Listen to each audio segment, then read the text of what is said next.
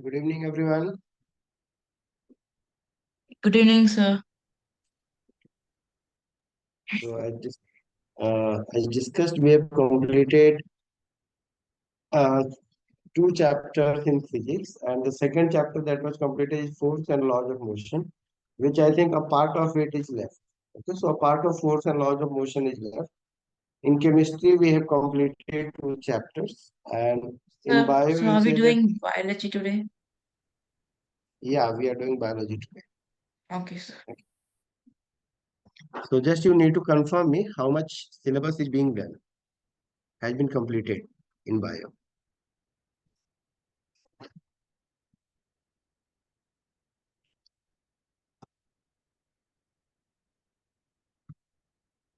Yes, how much syllabus has been completed?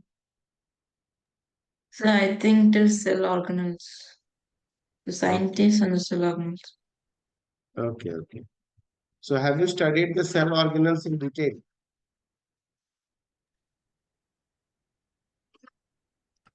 Could Have you you did, yeah, have you studied the detailed cell organelles?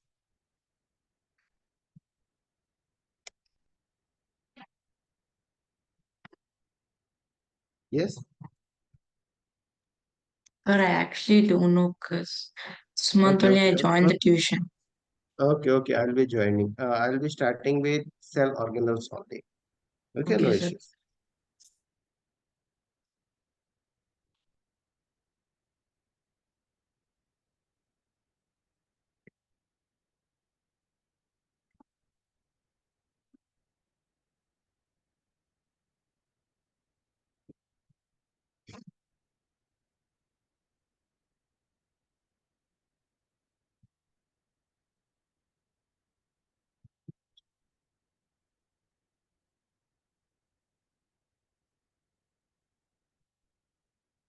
So I think now everyone is able to see the screen.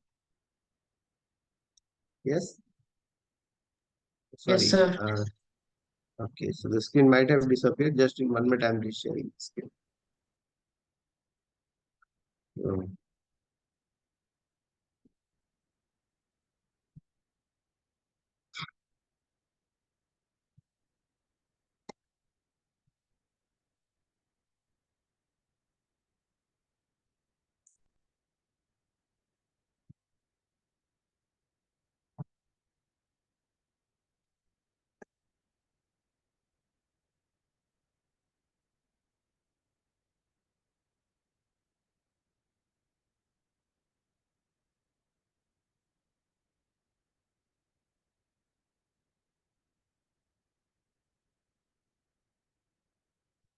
Okay. So just starting with the cell.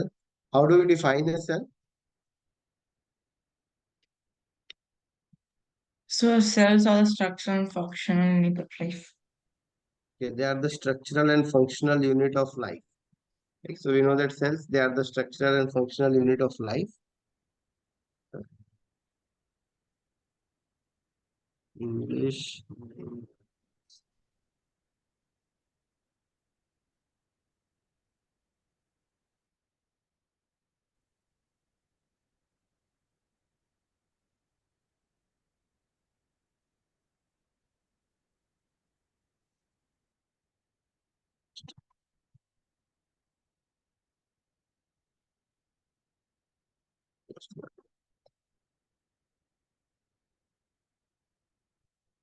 Good evening, Sampath. Good evening, Yukta.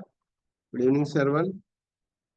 So let's start with cell. I have a PDF, PPT just now. So I'll just start with the PPT and then we can start with it. So as we know that cells are the fundamental units of life. Okay, basic structural and fundamental unit of life.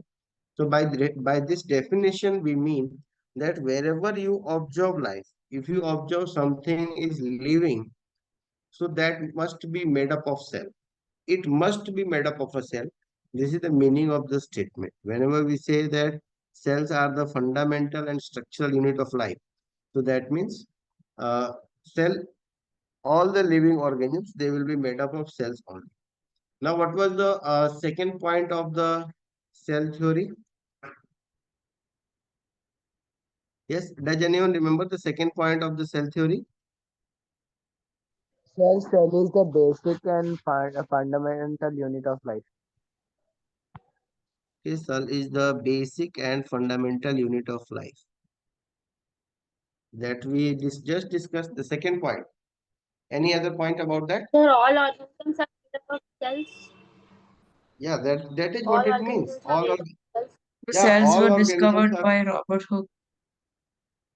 cells were discovered by Robert Hooke. That is a fact. See, the cell theory, which was put by two German scientists, Sheldon and Shaw.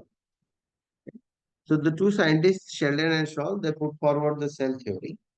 And in the cell theory, they discussed about two main points. The first point is that cell is the fundamental unit of life. And the second point they discussed is that all cells arise from pre-existing cells. That means there is no ab initio. It's not like that a cell can originate on its own. Okay. A cell will always be able to originate, or it will develop only from pre-existing cells.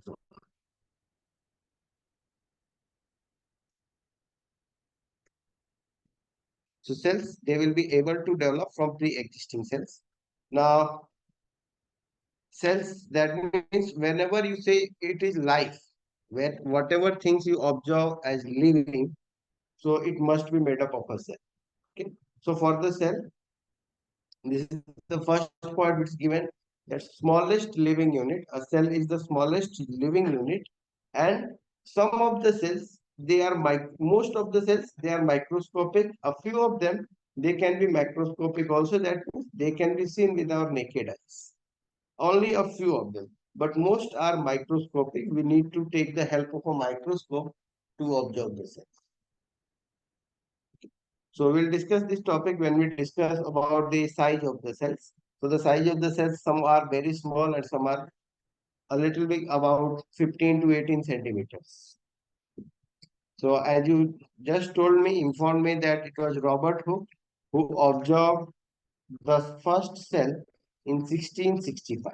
Okay. So about the invention of microscope, when was the microscope invented? Can anyone think who invented the microscope and when?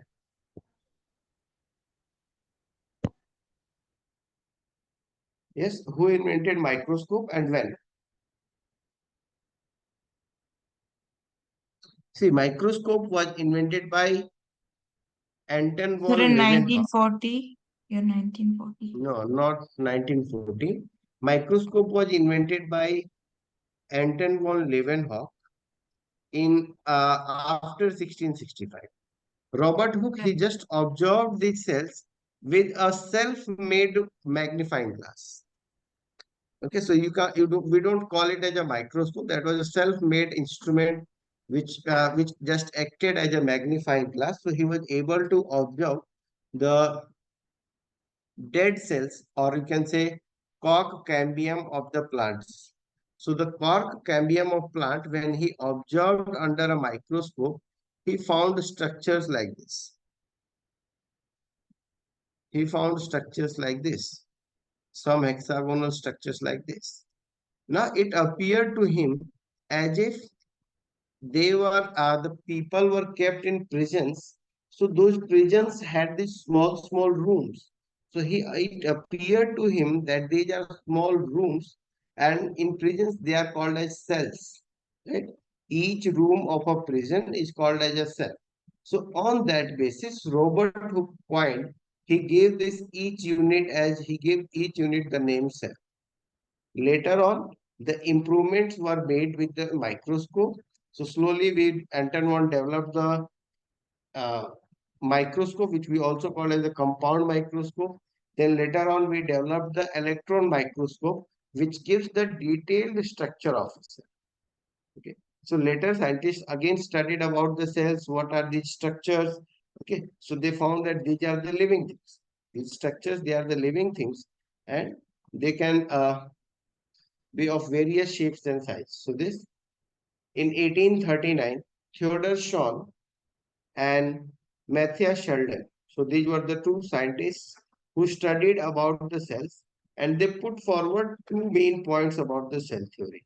The first point that they put forward about the cell theory was just okay. So the first point that they put about the cell theory was all living things are made up of cells. Either you call this point as cells are the fundamental units of life, structural and functional unit of life, or fundamental unit of life, it means the same. The second point they put forward that all cells arise from pre-existing cells. These are the 2 points which they put forward. So all cells arise from pre-existing cells. So that means if you can't say that somewhere you observed a amoeba just generating on its own, it originated from no other amoeba. Okay, so every organism will need an other organism to reproduce, and just like it can't be produced without an organism. Okay, it can't happen that you mix some chemicals in the laboratory and generate a living organism. It's not possible as per the cell theory. Got it? So that means all of us have some ancestors, right? All of us have some ancestors. We have been obtained only from some living things only. So these are the 2 points. See, all living things are made of cells, and second point is given here.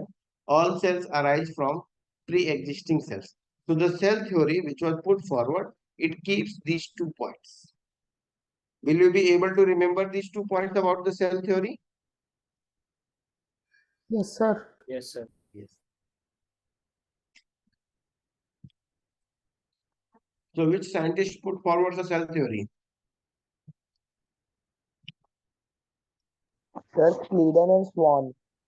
Yeah, Sheldon and Shawn. So the full names are Matthias Sheldon and Theodore Shawn. So these two scientists, they put forward the cell theory.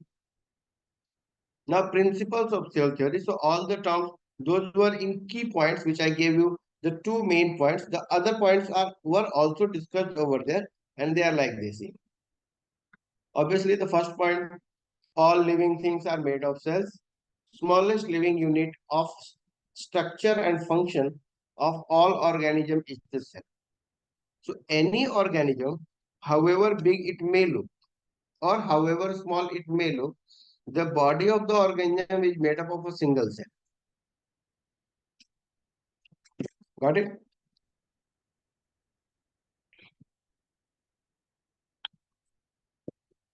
Then all cells arise from pre-existing cells. This we just discussed. Now, this slide, it gives you an idea of the size of a cell. That means how big a cell can be. Okay. So here, before you go about the sizes, let me just declare what does a micrometer mean. When we say 1 micrometer, okay, so 1 micrometer, it means 10 to the power minus 6 meter. Okay. A millimeter means 10 to the power minus 3 meter.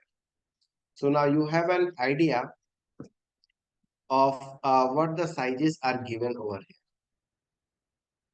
So that means if you make 1,000th portion of a millimeter, okay, so that is what is the size of the cells. Right? So this symbol, it's read as micro. A typical plant cell has a size of 10 to 100 micrometers. So that means you can expect a plant size of 0.1 micrometer. So 0.1 millimeter. 100 micrometer means 0.1 millimeter. Sir, can Yes. cells seen by all three microscopes?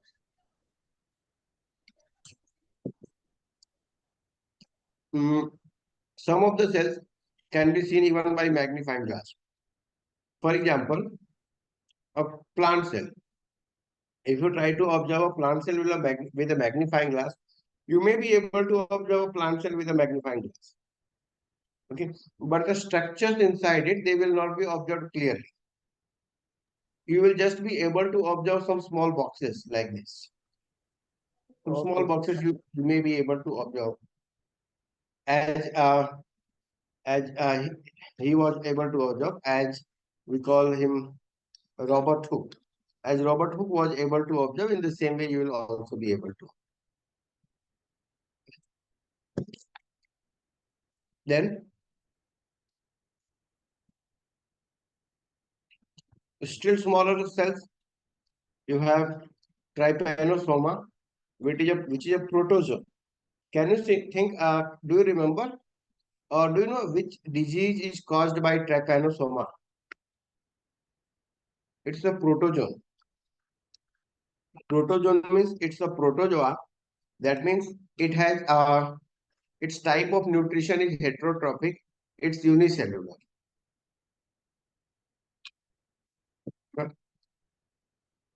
So this organism, trypanosoma, it causes sleeping sickness.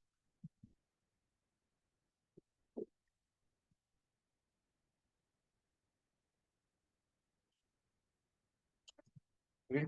Its size being 25 micrometers. See, all the sizes, they are in micrometers. So you can think how small it can be. Then you have the nerve cell, which is about 70 micrometers. And this is the longest cell in the human body. So if you are asked which is the longest cell in the human body, so that is the nerve cell.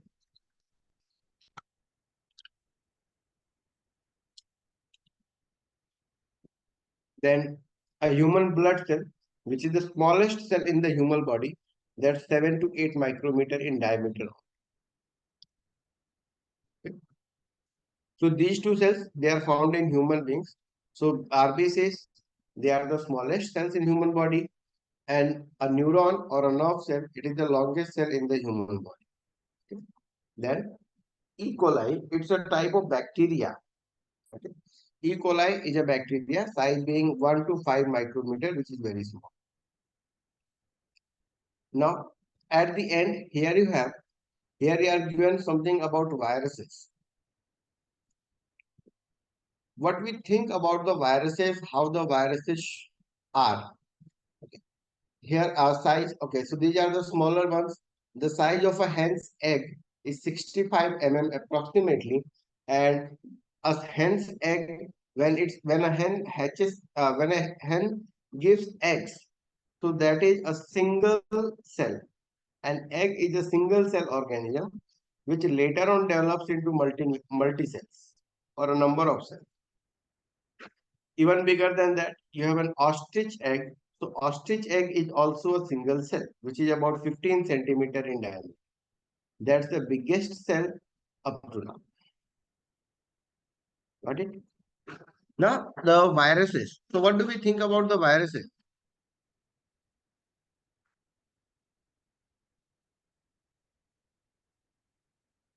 Yes, anyone has any idea about viruses?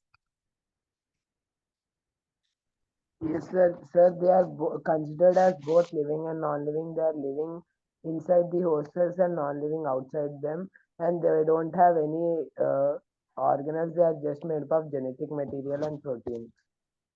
Yes, they are just proteins. You can say that viruses, they are just proteins. Okay.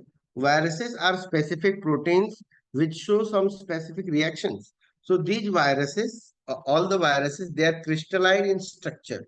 The structure of the viruses is crystalline. Okay, they are rigid. Their structure is crystalline. Got it? These are viruses.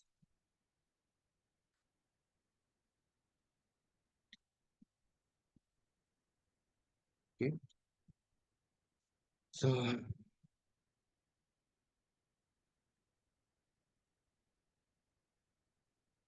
now what does a cell consist of? Yeah. Characteristics of all cells.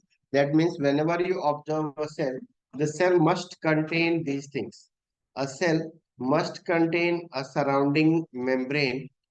Cell must contain a surrounding membrane. That means all the contents of the cell, they will be bounded by a membrane. there will be boundary around the contents of the cell, and that boundary we call as the cell membrane or plasma membrane. Okay. So plasma membrane or cell membrane, it is also called the boundary of cell. Its function is keeping intact all the contents of the cell. It keeps all the contents of the cell inside a packet. Then protoplasm. Okay. So protoplasm, it refers to all the cell contents in the thick fluid. Cell contents in the thick fluid, like you have this outer boundary, and within the boundary, you have some jelly-like materials. So here you have some jelly-like materials which are filled in this. And in these jelly-like materials, there are certain other contents which are floating. It's not only this jelly-like material. Apart from this jelly-like material, you find some other substances also which are there in this. For example, here you may find nucleolus, you may find somewhere mitochondria. Okay. So there are different other organelles which are floating inside this. So all the contents which are present inside the cell membrane, they are called as a protoplasm.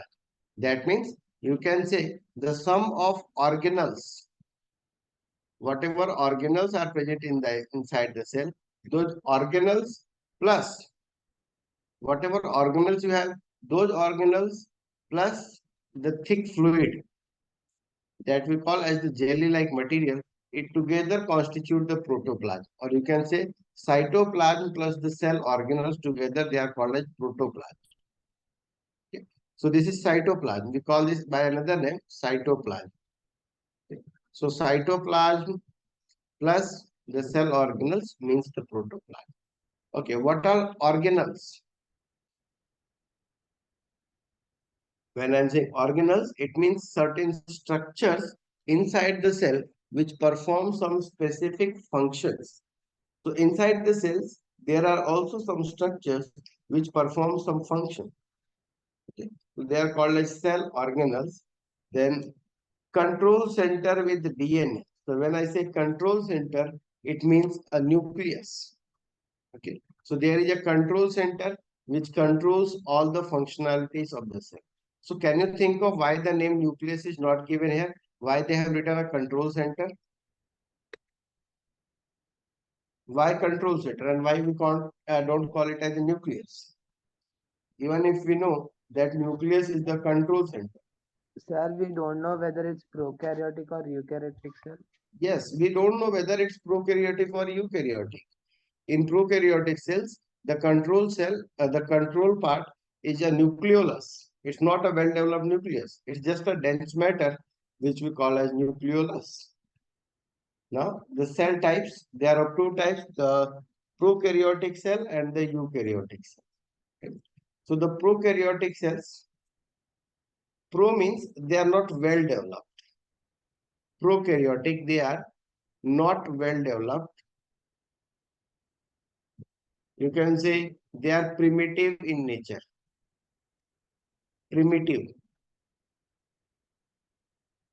Whereas eukaryotic cells, they are well developed. So the eukaryotic cells, they are well developed. They perform, they have a number of cell organelles.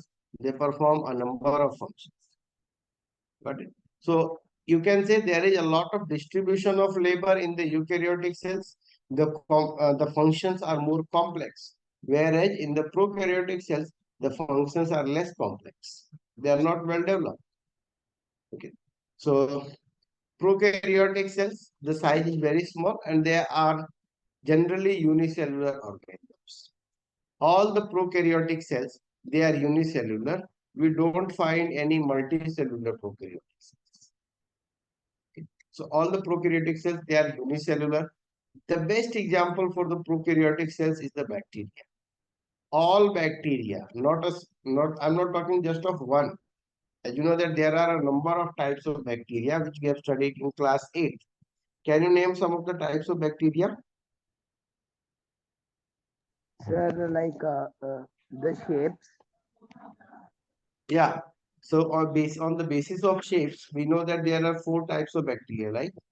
Sir, coccus, uh, Focus, yes, vibrio, rod shape, Vibrio, Yes. Coccus, Vibrio, Bacillus, Spiridium.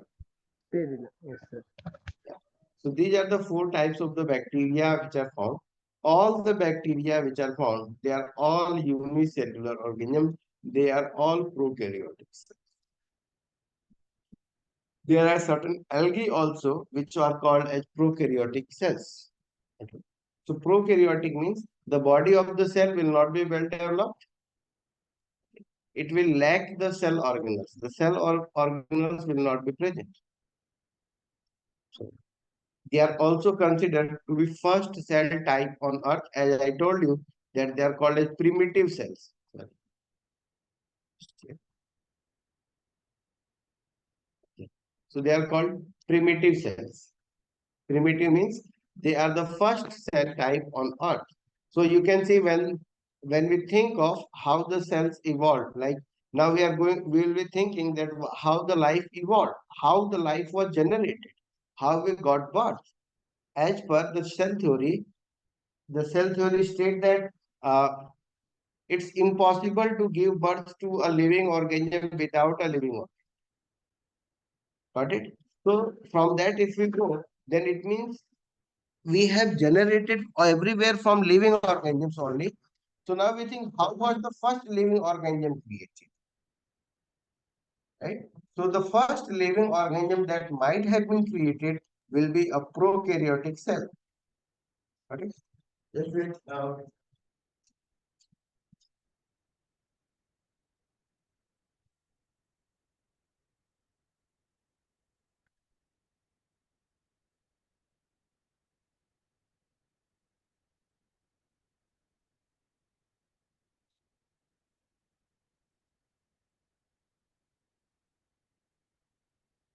Yes.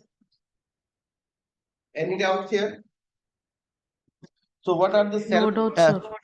Okay, what are the cell types that we call as prokaryotic cells? So I just told you that all the bacteria and bacteria and archaebacteria, they are they are all the examples of prokaryotic cells. Okay. Some characteristics about the prokaryotic cells. So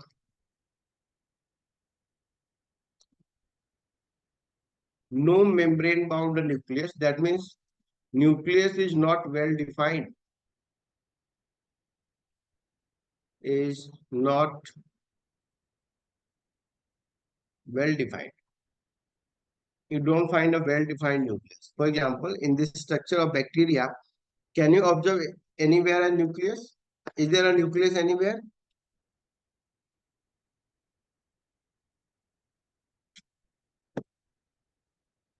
No. So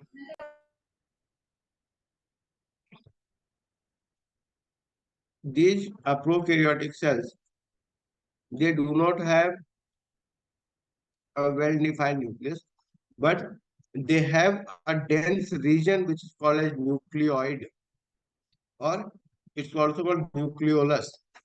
So there is a dense region inside it, which is called as a nucleoid, the region of DNA concentration. So however, it's written here as a DNA concentration, but we should remember that prokaryotic cells, they do not contain DNA, they contain RNA as the genetic material. The genetic material which is present in the prokaryotic cells is in the form of RNA and not in the form of DNA. Sir, Yes. sir, difference between DNA and RNA, what, sir?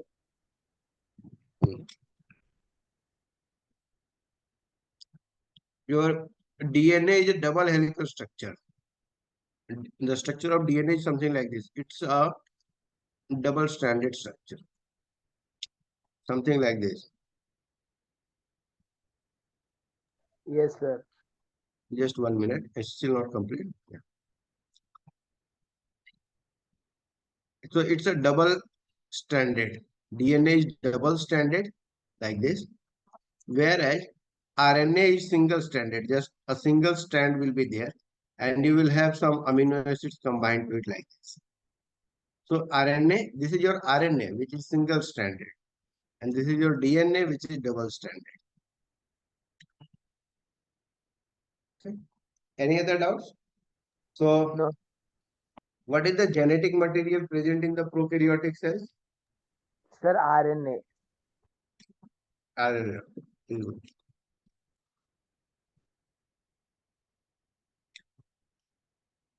The next point is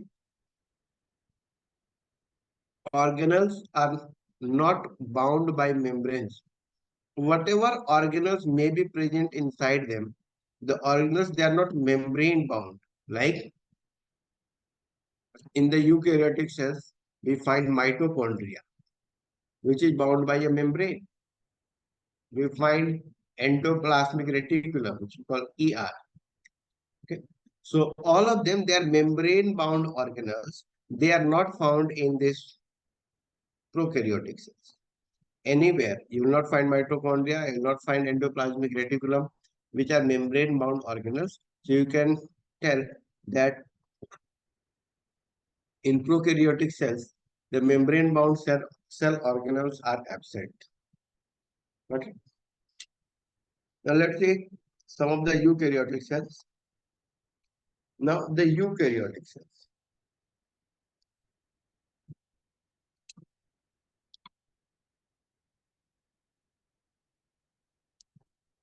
So the differences, that is the eukaryotic cells, they have a nucleus bound by a membrane. Membrane bound nucleus will be present in eukaryotic cells. That means something like this. If you have a cell over here, so inside the cell you will find a central membrane bound nucleus. Then nucleus is bound by membrane. You will have a boundary around it. So nucleus will have a nuclear boundary, which we also call as the nuclear membrane. So we call it as a nuclear membrane. So it's nuclear membrane. Then it includes fungi, protists, plant, and animal cells. So that means multicellular organelles. The body of multicellular organelles, it's made up of eukaryotic cells. The prokaryotic cells are not present over there. So you can say prokaryotic cells cannot form multicellular organelles. Okay. They possess many organelles which are cell bound. Some cell bound organelles are present in eukaryotic cells like endoplasmic reticulum, mitochondria, and other cell organelles, Golgi apparatus. Yeah, Advait. Sir, you said that eukaryotic cells, like they made multicellular or, in organisms they'll be present. Yes. Multicellular. Yes. I am saying that all the multicellular organelles, their body is made up of eukaryotic cells. Okay. Okay, sir. Prokaryotic cells can't combine together to form a multicellular organism. Yes, right? Okay, sir. Okay. So, okay, who will tell me the difference between a prokaryotic cell and a eukaryotic cell? Let me see how much difference are you able to recall. Can you give me the difference between a prokaryotic and a eukaryotic cells? Sir, can I? Yes. Sir, sir,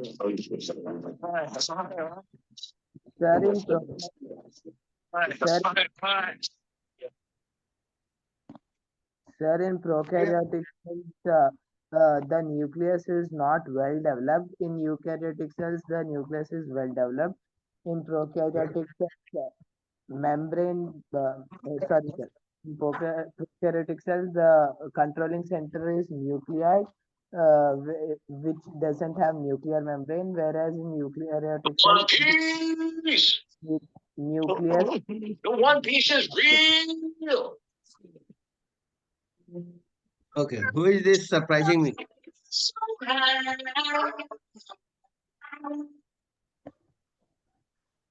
Who is this? Adolphi? One Piece. One Who Piece is this is Dolphy? real.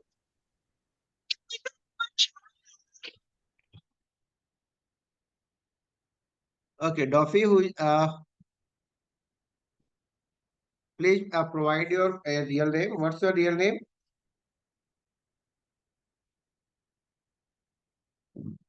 Please join with your real name. Else I'll make you out of the meeting. Join with your real name.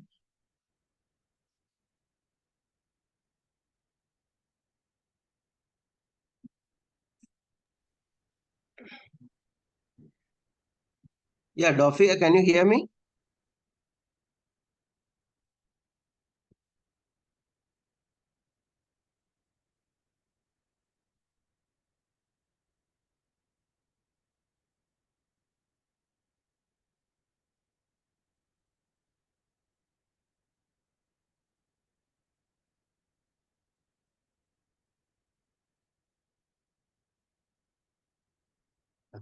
So you have okay, let's continue now.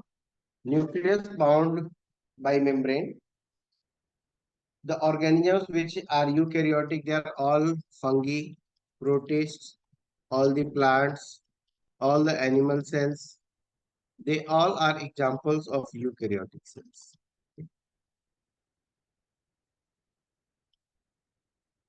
Okay. So here a clear-cut difference as per the diagram is also given here between as the difference between a prokaryotic cell and a eukaryotic.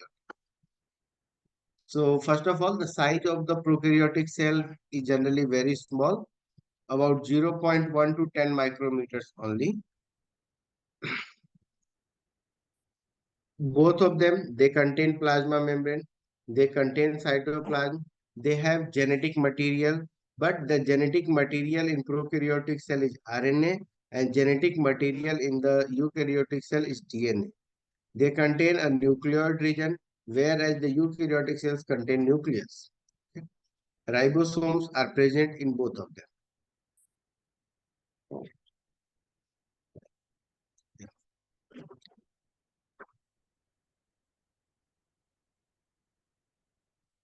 Okay. So now if we discuss of a multicellular organism like our body, so it's just like exploring your body. If you start exploring your body, so there are a number of cells. You can see trillions of cells are there which have been combined together to make our body. So as the house is made of bricks, in the same way, our body is made of cells.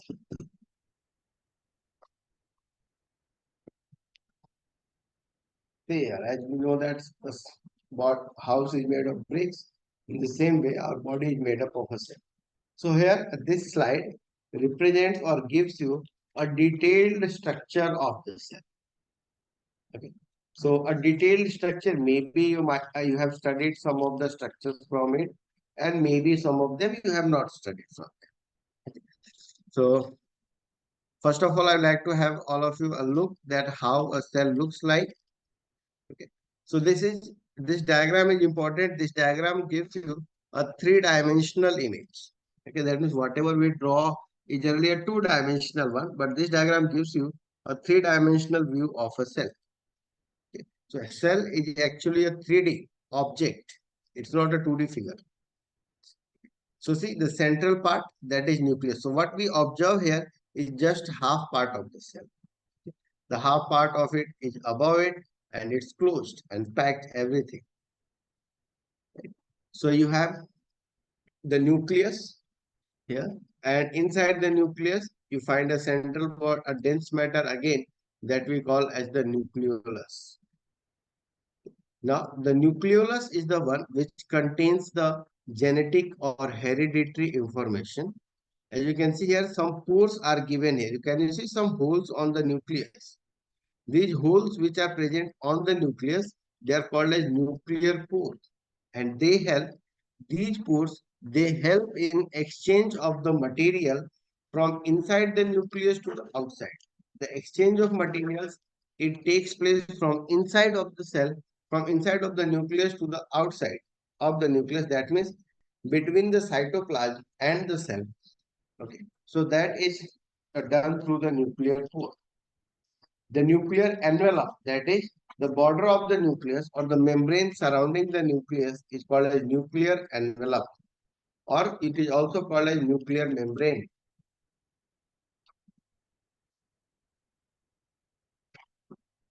So nuclear envelope or nuclear membrane, they are the same.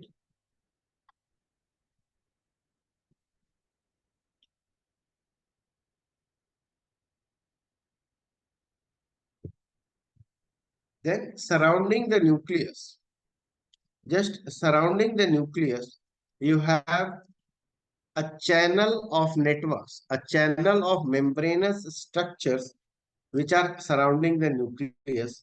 The channel of membranous structures, they are called endoplasmic reticulum. And here you can see there are two types of endoplasmic reticulum. You have this one which we see in the green color and the one which we see here as in the blue color. Okay, so not the green ones, they are the Golgi body. The blue ones, they are the ones which are representing the endoplasmic reticulum. And these endoplasmic reticulum are of two types. Like here you can see some red colored dots are present on them. Actually, they are not dots. They are the ribosomes which are present on the endoplasmic reticulum. Okay. So later on we'll discuss about the ribosomes, what the ribosomes are. So the ribosomes, they are present over here on this endoplasmic reticulum.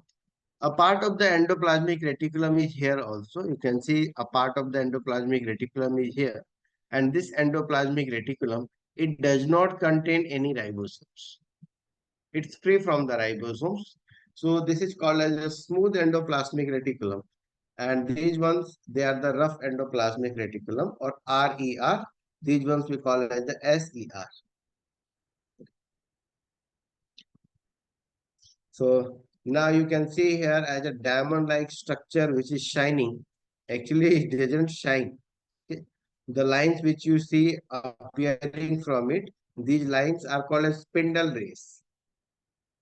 These lines are called as spindle rays, and the centrioles, they play their roles during cell division. When the cell is about to divide, so that is the time they get activated and they start playing their roles.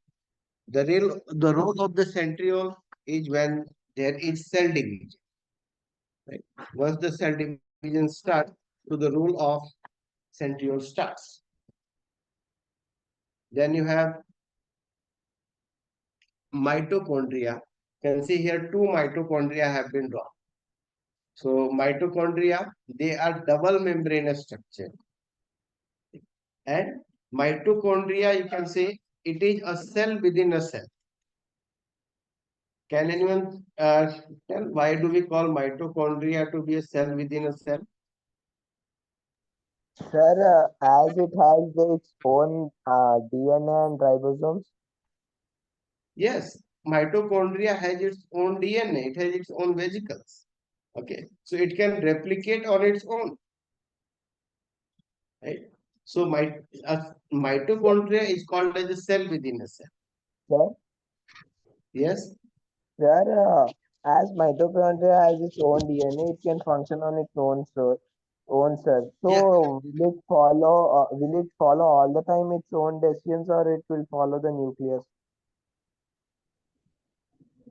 Of course, it has to work in coordination with the nucleus only. Okay. It's not that nucleus is sending orders and it has to obey the orders. Later on, you will observe that it's just a chain of chemical reactions which are occurring. Okay. Your nucleus is continuously sending out signals in the form of RNA. Okay. Which we call as the messenger RNA. Now, the messenger RNA carries the information everywhere, and everything surrounding the nucleus within the cell, whatever is happening, so that nucleus is responsible. Okay. So mitochondria, it works on its own, it replicates on its own, but it will work according to the signals received from the nucleus also. Got it? So mitochondria, a cell within a cell, and it is also called as powerhouse of cell. Then the two other structures, you have lysosomes and you have Golgi apparatus. So Golgi apparatus is another very important part. Golgi apparatus, it has two parts. You can see the bottom part and the top part. So these two faces, they are called as the faces of the Golgi body, which we also call as the cis face and the trans face. The function of the Golgi body is generally packing. It performs the function of housekeeping, you can say. So it packs out the substances. Okay, so it is it is doing a function of housekeeping. Then lysosomes, as you can see here, we have lysosomes. Lysosomes, they contain hydrolytic enzymes. Okay. The hydrolytic enzymes, they are the enzymes which hydrolyze the substance. Hydrolyze means they help in digestion. Okay. So lysosomes, they contain enzymes which help in digestion. Okay. See, up to now you had studied that lysosomes, they are called as uh, suicide bags. So lysosomes, they are called suicide bags of cell. Why are lysosomes called suicide bags of cell?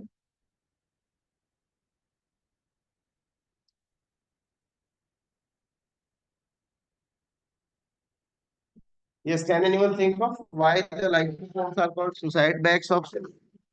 Sir, if any disturbance in the cell's metabolism, the lysosome will burst and digest its own cell.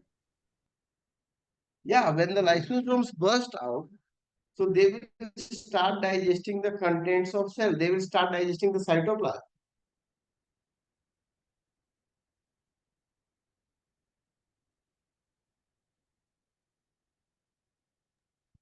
Sir, So that I is why. have one doubt. Yeah. So that's why they are also called as. That's why the lysosomes, they are also called as suicide bags. Then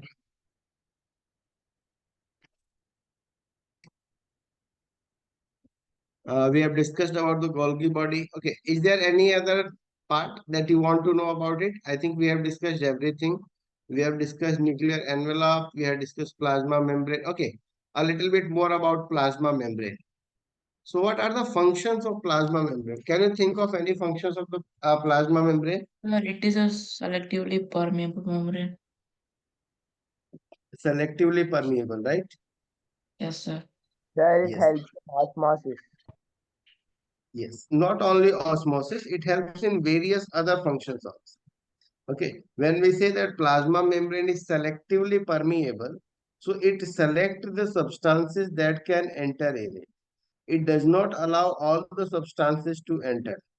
It allows only a few substances to enter inside the cell and few substances does not allow, which here it doesn't depend on the size of the particle.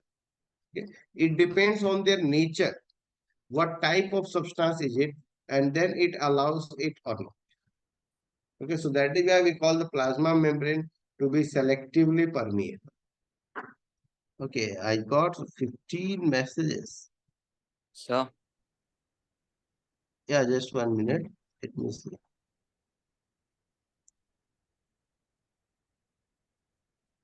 Sanpat bro. Yes. Sanpat. Yeah, who is this Jack?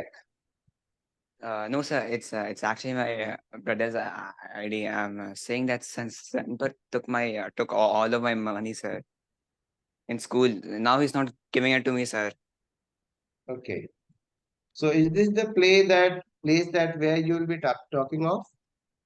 No, sir. Sorry, because he in school he never comes to me, sir. Now he took my money like 1,000 rupees, and now he's not giving me, sir. So is this the play? Is No, this sir. the place where you should be talking of? I'm sorry, sir, but please can you say that stupid guy to give him my money back? Okay. So Jack, obviously you will be helped. You need to reach him. Okay. Obviously, neither I am going to pay and neither the institute is going to pay. No, Right? sir. You will not pay. He should pay Yeah. me, sir. That Yeah, bloody so rascal, so that you guy. should go and ask him. Okay, and not here in the class. You are disturbing a number of people. Sorry, sir, but that bloody rascal, sir. Got it? So I don't know what has happened, but definitely such things you should be discussing. You call him, you call his parents and discuss, right? Yeah, sir. Yeah, sir. Thank you so much, sir. Okay, so this is not the place where you'll go Yes, sir. and ask and disturb me. Got it? Sorry, sir. Okay. Please continue, sir. Please continue. Thank you.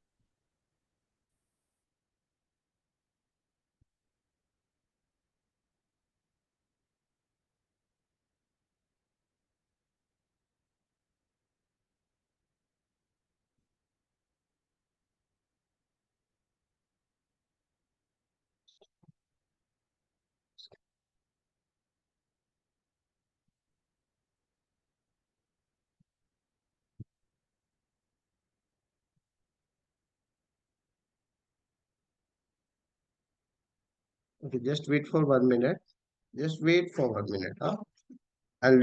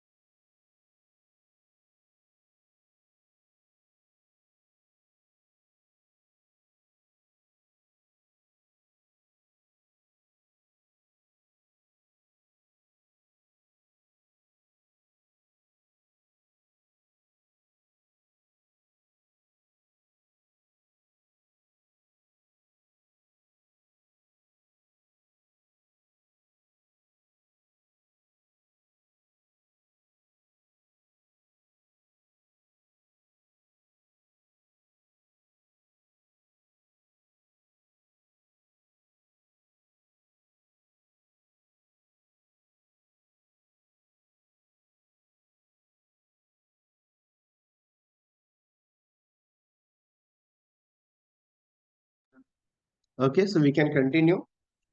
Okay. Let's continue further.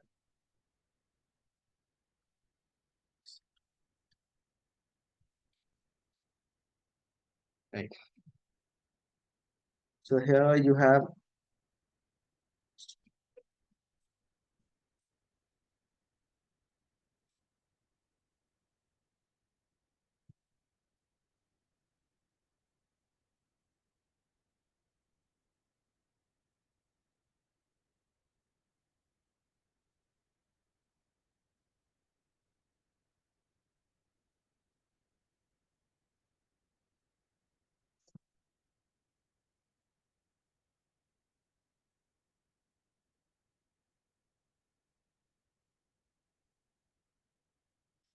okay. So now just think of all the names. Just go through all the names, and here you have inside this you have nucleolus.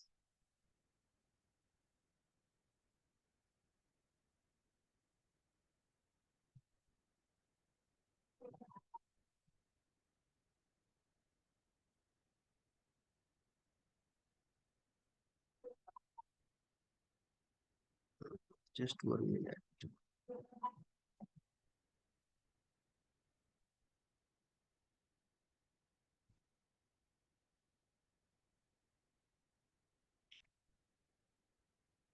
Okay, so I think everyone is here. Yes, sir. Who is the last one? I'm not able to get the name. Just 1 minute. Yes, Shreya. And who is this iPad? Yeah, please. Who is this iPad? Please, can you unmute yourself?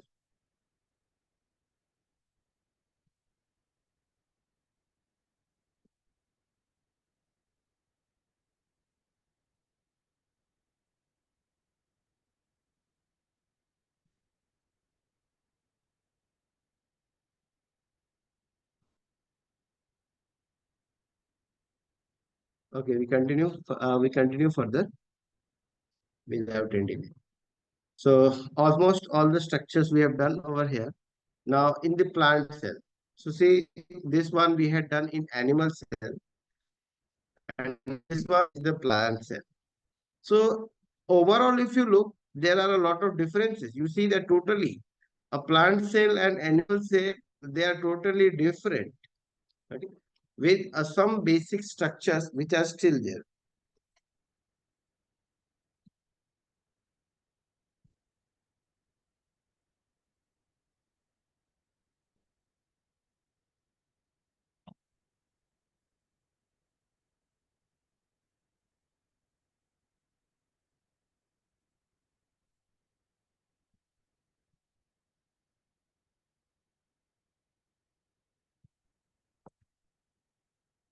So see the structure of the cell.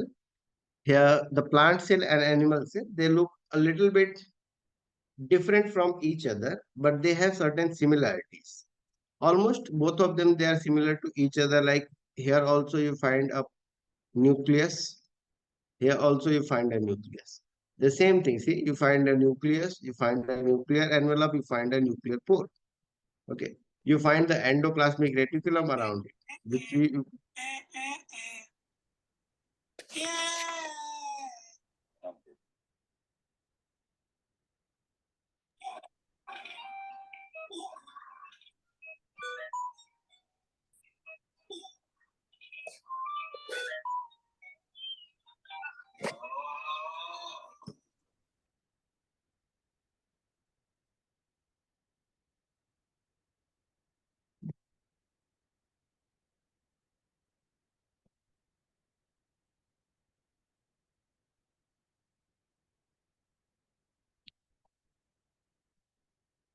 okay, students. So I think we'll be meeting again tomorrow.